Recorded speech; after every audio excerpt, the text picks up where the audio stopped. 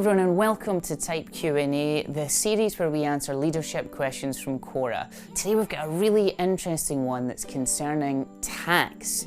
So, what happens when you can't pay your corporation tax bill? In the UK, when you start a business, you've got 18 months before you pay your first corporation tax bill, which is usually around 20% of your profits.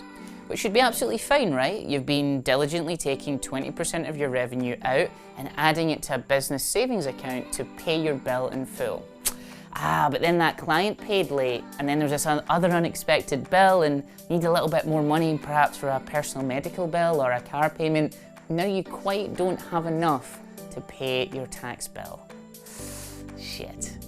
It happens, but like they say, there's only two things certain in this life: death and taxes. And here's the thing, the government are not going anywhere anytime soon. So you're in the hole. What are we going to do? The thing is about the government, they want their cash regardless. So you've just got to find a way to actually make the money and get it to them. Typically, if you're a new business, HMRC are actually very, very understanding. So they're typically going to first ask you to look at maybe a credit line with a bank or something similar to pay them. However, if that's not an option, you can actually just call them up and say, listen, I can't pay this in full. Can I split the payment over a couple of months? So you're going to pay interest on that amount by breaking it up into smaller amounts, just like if you got a loan from the bank. But now that you've phoned them up and negotiated the amount over time, you've now got an amount of money that's be going out, paying your bills, they're happy, and your cash flow isn't killed. So how do we avoid this happening in the future? Rule 1, take 30% off the top always. And you're thinking, well Ross, corporation tax is only 20%. That's true, but if you've got a 10% buffer, you can understand how well you're actually doing, not how well you think you're doing. Rule 2, make sure that you're tax planning effectively.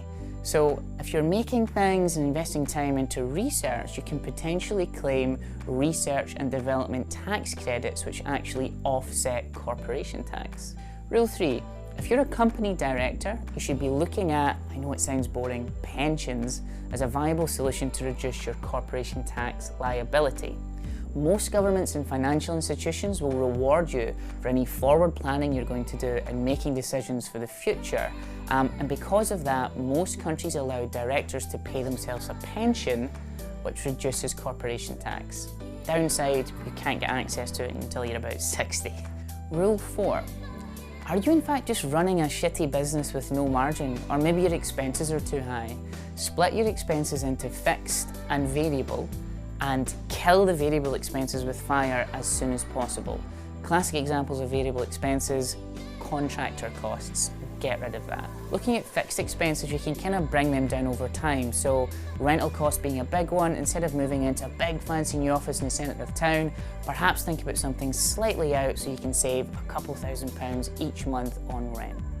Rule 5, make sure you have your business and your personal expenses in check. If you're using a personal car for work, that's tax deductible. If you use a room in your house for work, that's also tax deductible.